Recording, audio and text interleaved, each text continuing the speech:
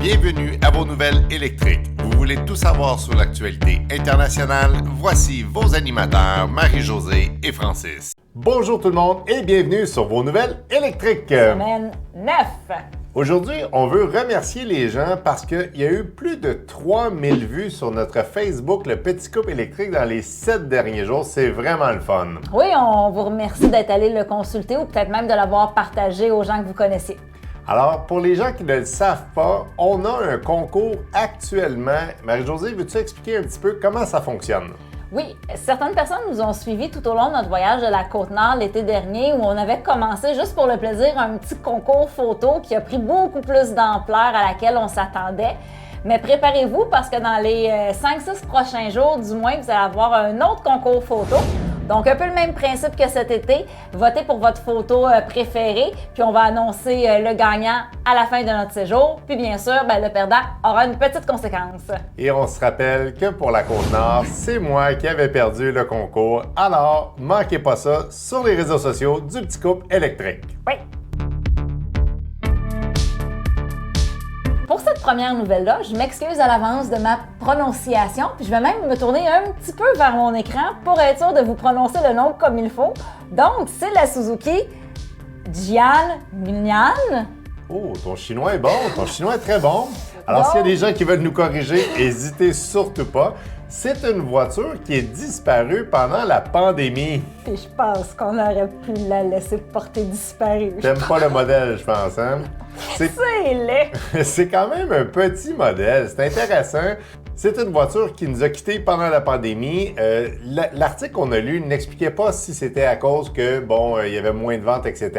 Par contre, il y a deux modèles de cette voiture-là. Le premier modèle de base va faire 305 km d'autonomie et la deuxième, quand même, pour un modèle si petit, 406 km. C'est vraiment très bon. Le look spécial un peu de cette voiture-là vient par contre avec un petit prix. On dit sur les sites internet que le prix se joue entre 8 000 et 13 000 euros. Donc, c'est vraiment dans les plus bas prix de voitures qu'on vous a présenté cette saison. Et on a aussi une note que cette voiture-là ne viendra aussi jamais en Amérique du Nord. En plus de faire partie de nos top 3 des véhicules les moins dispendieux, je la considère maintenant au top 1 de nos voitures les moins jolies.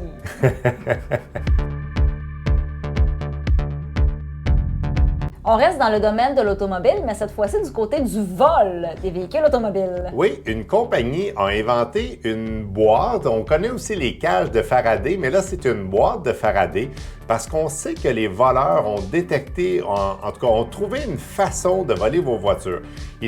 Souvent, ils sont 2 ou 3 voleurs, ils s'approchent de la maison avec un gros scanner et ils vont aller chercher soit votre téléphone cellulaire, donc le réseau du Bluetooth ou du Wi-Fi, ou aussi la fameuse manette qu'on a dans nos poches émet tout le temps des signaux. Alors, ils vont chercher ça, réussissent à démarrer la voiture et partent avec elle. Ça veut dire qu'avant d'aller se coucher, il faut mettre les iPhones, les Android, les tablettes, les manettes. Et dans notre cas, nous, ça va prendre minimum 2 boîtes parce que s'il faut mettre les caméras aussi du Petit Couple électrique, ça va coûter cher en boîte. J'imagine ceux qui se servent de leur téléphone comme réveil matin, mais une fois que c'est dans cette boîte-là, ça fonctionne plus. Non, parce que ça fait simplement couper le signal. Fait qu'on va entendre quand même le son, mais c'est sûr qu'avoir sa boîte à côté de nous, là, si tu veux regarder l'heure, il faut que tu rouvres la boîte, ça devient compliqué. Mais on s'entend que c'est quand même un concept surtout basé pour les manettes. Mais les gens commencent, comme ceux qui ont des Tesla, ils vont devoir mettre leur téléphone. Mais on s'entend que c'est aussi une petite annonce insolite pour vous dire qu'il y a quelque chose qui a été construit pour protéger les vols. Marie-Josée, on parle présentement de faire l'installation d'une borne et peut-être qu'avec notre nouvelle insolite, on n'aura plus besoin de faire l'acquisition d'une borne. Non, mais il va falloir faire probablement l'acquisition de autre chose qui doit être pas mal plus dispendieux qu'une borne de recharge. Un peu sous le principe des chargements de téléphone à induction, le même principe va exister pour les voitures, dont une petite plaque à induction qu'on pourrait placer au sol du stationnement, au sol du garage, puis la voiture irait se glisser par-dessus. Puis un peu le même principe qu'un téléphone, mais la voiture se chargerait de cette façon-là. Moi, je vois beaucoup de positifs, mais je vois aussi beaucoup d'inconvénients. Au Québec, avec la neige qu'on reçoit à partir de décembre, imaginez nos déneigeurs qui vont arracher votre plaque à induction à chaque fois qu'ils vont passer. Ce qu'on a lu dans l'article, ça peut être des plaques qui vont être amovibles, mais on s'entend que s'il faut à chaque matin et à chaque soir sortir, enlever la plaque, remettre la plaque, je suis pas sûr que c'est bon. On comprend par exemple que c'est simplement une idée pour le futur et probablement pour les garages. Oui, ça pourrait être une belle option pour les garages à domicile, puis aussi pour les concessionnaires, les voitures pourraient être installées sur leur petite plaque à induction, là. On va maintenant vous parler de Toyota qui a décidé de faire un changement de cap. Oui, Toyota, on le sait, ont sorti beaucoup de voitures hybrides et c'était leur vision pour plusieurs années. Et là, coup de théâtre, le président de Toyota a officialisé qu'ils vont finalement se pencher sur le 100% électrique. Ils vont déployer énormément d'efforts sur l'électrification de leurs voitures. On sait aussi qu'ils ont une branche qui s'appelle Lexus et pour eux, on vise 2026. Et pour Toyota, attachez-vous bien, on parle de 2024-2025, c'est quand même très proche. Et là, changement de cap total. On veut changer les VUS, les berlines. À vrai dire, on veut changer la gamme totale. Toyota a en effet changé de cap car il a essuyé plusieurs critiques. Plusieurs clients se plaignaient de ne pas avoir assez de véhicules électriques offerts dans leur concession. On se dirige vers un gros véhicule de chez Mercedes. Oui, vous connaissez sans doute le Sprinter qui est principalement un véhicule de livraison ou un véhicule plutôt commercial ou même peut-être un véhicule de van life pour certains. Mais la version du Sprinter va devenir le e-Sprinter et vous comprendrez qu'il deviendra pleinement électrique. Et en plus, c'est une nouvelle pour 2024. Ça veut dire que les commandes vont déjà commencer dans les prochaines semaines, les prochains jours. Marie-Josée, est-ce qu'on a un peu de statistiques de ce véhicule-là au niveau de la consommation et au niveau de la batterie? Oui, on dit que la batterie fera environ 304 km selon les normes nord-américaines et ça tournera autour de 400 du côté de l'Europe. J'imagine aussi tout dépendant de ce qu'on va transporter ou comment on va transformer ce van life-là avec le poids.